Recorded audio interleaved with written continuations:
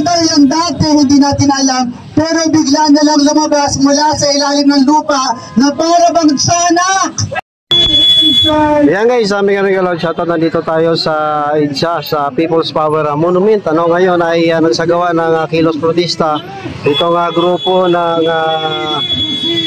akbayan and mga kabataan, youth, para sa pagprotesta, para laban sa korupsyon na nangyari sa ating bansa. Mga kasama, eto na sila, eto na mga nag-aasik ng lagim sa ating bayan.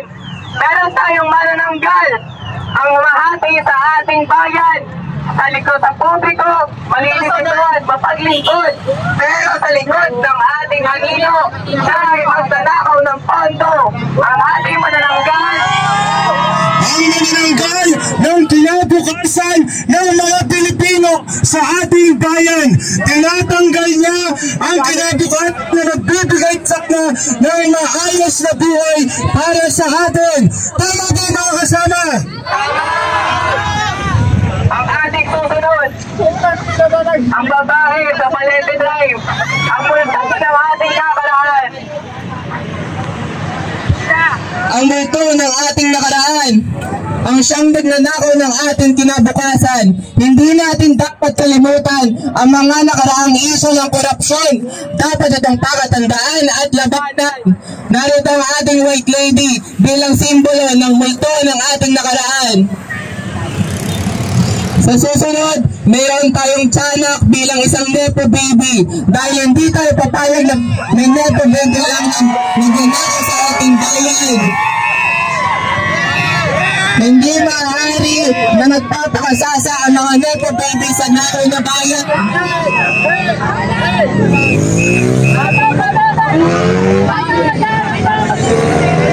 Ang susunod naman natin mananakot sa mga korap, ang ating kapre na marunong magsinungaling, na hindi na nagsasabi ng katotohanan sa ating mga Pilipino. Kasi itim na ganyang bubwi ang usok ng ganyang sigarilyo. Tama ba mga kasama, kailangan natin patayin ang mga nangyagip sa ating bayan. Tama ba mga kasama? Mga kasama, bilang susunod na tagapagsalita, inaanyayahan natin ang isa sa ating mga representative mula sa Akbayan Party List. Narito ang ating representative, Mother Percy Sendanya. Tulong na yan!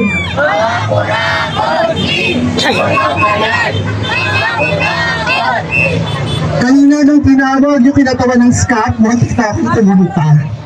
30 years pa din. 30 years ago.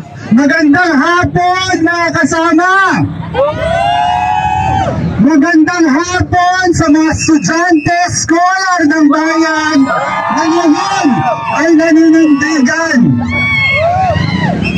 Kapag ganitong buwan ng kaluluwa, nagkakatakutan tayo kasi maraming multo na lumiligid sa ating mga paligid, bahay. Pero nakita natin, mas marami palang mga multong nakakatakot at nananakot sa mga opisina ng gobyerno. Noong isang araw lamang, may multo ng ating nakaraan ng palusutin ng Sandigang Bayan. Sila Enrile at ang kanyang mga kasabwat sa kanilang kaso. Minimulto ang ating sistemang pangkatarungan. Bago naman yun, meron namang isang multo bandang Agham Road sa Office of the Ombudsman. Meron daw ghost decision. Wala daw yung dati, hindi natin alam, pero bigla na lang lumabas mula sa ilalim ng lupa na para bang tiyanak. Para pala sa tinamaan si Joel Villanueva. Nakakatakot ang multo ng katiwalian. Nakakatakot ang multo ng kasinungalingan. Pero ang mga halimaw ng katiwalian, sila ang matakot sa taong bayan kasi narito mga estudyante at kabataan naninindigan at hindi titigil hanggat hindi sila napapanagot at nagbukulong. Sa araw na ito, pinapaalala natin sa Hining Marcos, hindi pwede hanggang press release lang, hindi pwede hanggang pangalan lang, hindi pwede hanggang live stream lang, dapat may makulong, dapat may managot, dapat mabalik ang pera ng taong bayan. Sa araw na ito, hinahamon natin ang Malacanang.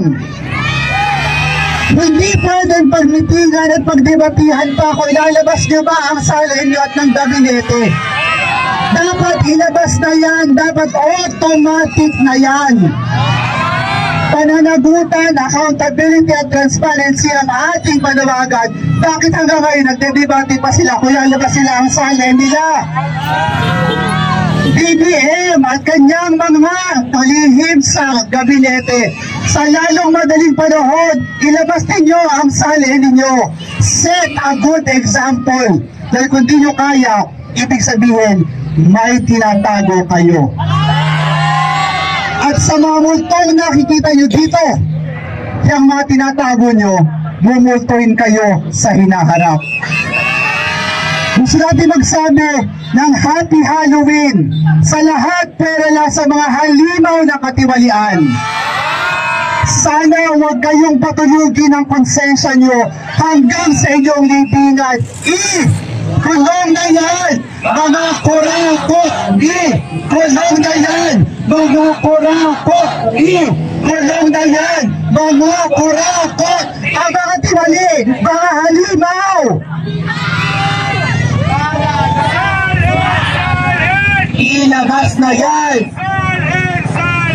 Ilabas na yan! Ilabas na yan! Mga kasama, upang mas lalong paghalapin ang ating hapon ngayong hapon dito sa People Power Monument dito sa EDSA, ating inaanyayahan si J.D. Lopez upang magbigay sa atin at mag-alay ng kanta para sa ating lahat. Muli mga kasama, susunod naman nating makakasama sa harapan ang isa sa mga kabataang estudyante na lumalaban para sa ating mga karapatan. Tinatawagan natin si Ate Kyla Meneses mula sa Youth Against Corakot. Mga kasama, kulong na yan! Mga kurakot! Kulong na yan! Mga kurakot! Isang mapagpalayang gabi po sa ating lahat. Ako po si Kyla Meneses, ang Secretary General ng Akbayan Youth at Lead Convener ng Youth Against Corakot. Ngayong gabi po, hindi lang tayo nagbihis bilang mga multo, aswang o tikbalang. Narito rin po kami para takutin ang mga tunay na halimaw ng ating bayan, mga tiwaling opisyal, mga magnanakaw sa kinabukasan nating mga kabataan. Sabi po nila, ang Halloween ay panahon ng katatakutan. Pero ngayong araw, ang kabataan, tayo po ang nananakot at sila ang dapat kabahan. Walang pinagkaiba ang mga kurap sa mga halimaw sa kwentong bayan.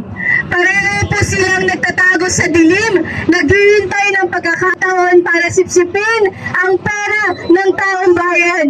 Hindi tayo takot sa mga halimaw sa pamahalaan. Tama ba yan mga kasama? Hindi tayo takot sa kadidiman ng sistema. Dahil alam natin, ang takot ay sandata ng mga kurap, pero ang tapang at malikhaing pagkilos ang sandata nating mga kabataan. Kakatao po natin ang pinaka nakakatakot para sa mga kurakot at hindi ang ating mga panawagan o megaphones, kundi ang katotohanan. Hindi tayo titigil hanggat wala tayong naipapakulong sa kanila. Kaya sa lahat ng naririto ngayon, mga kapwa ko estudyante at kabataan, lingkod bayan, manggagawa, kapag sinubukan po tayong patahimikin, sagutin natin ang buong lakas ng sigaw.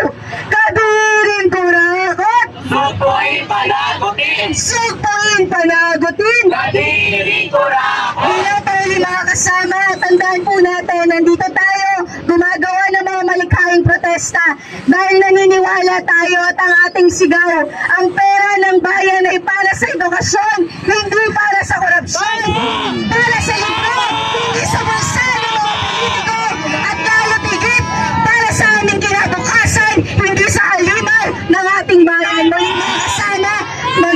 Isang malikayang hapon po sa ating lahat. Maraming salamat. Busina! Busina!